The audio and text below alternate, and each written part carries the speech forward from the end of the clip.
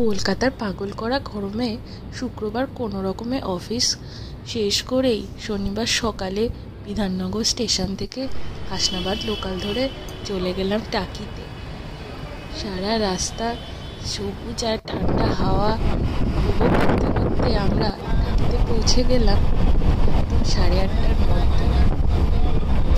টাকিতে গিয়েই সাথে সাথে একটা টোটো করে সাইড সিনগুলো দেখিয়ে এলাম এবং দেখার পরেই আমরা ইছামতি নদীতে বোট করে ঘুরে এলাম। একদিনের মধ্যে টাকি ট্যুর কিন্তু দারুণ লাগলো।